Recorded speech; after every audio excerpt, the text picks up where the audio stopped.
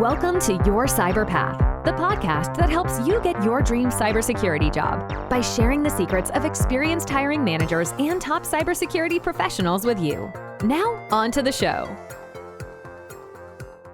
Some employers are going to, I think, as Jason kind of already hinted to, are going to be naturally more interested in somebody who's older because they're capable of appreciating what you bring to the table. And sometimes it's like, well, these people represent the best value. Take, for example, somebody who leaves active duty in the military, they're in their early 40s, and then they go take a job elsewhere in the federal government or in a large defense contractor that's doing a lot of business with the federal government. Well, they get the culture right away. There's just there's no learning curve for them on the culture and the bureaucracy. No learning curve on the bureaucracy. Somebody off the street would probably struggle with all that for a long, long time.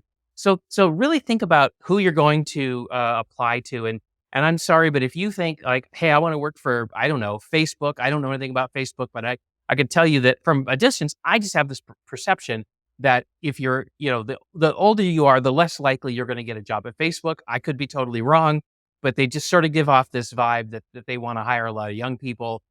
So just be careful about who you approach. Do some homework. Find out from friends, like, how many people over 30 do you see, at XYZ employer, right? Just do that research. And I think that's going to be for your betterment. Comments on that, Jason? Yeah, I think you're 100% accurate there. There's actually a pretty funny movie. I think it was called The Intern about 10 years ago. It was about the guys from Wedding Crashers, Owen Wilson and I can't remember the other actor. But they went to Google. They went to Google, right? And these guys are in their 40s and they're in the Google internship program as they're trying to break into tech. And everybody else is 19, 20, 21 years old, running circles around them. And at the end of the movie, they finally figure out, oh, these guys are valuable, right? Because they're older, they bring something to the table that nobody else brings. So I think that is... It's a comedy, but it really does kind of show the truth behind some of this stuff. And not a knock on Google. Google has lots of older employees, but in general, they are a younger organization. And Facebook. And the other thing is, if you're going to go for a tech startup, right? Most of the time you're going to find people under 30, right? And the other thing with that is it may not be a good cultural fit for you anyway, even if they did want to hire you, because at 65, do you want to put in 20-hour days? 7 days a week, because in the startup culture, that happens a lot of times, right? Yeah. And you're like, dude, I'm at the end of my career. I don't want to do that. I want a 40-hour job, right? And so understanding what you want is going to be important too. And then the other side of that is, there are companies that will appreciate and accept older folks.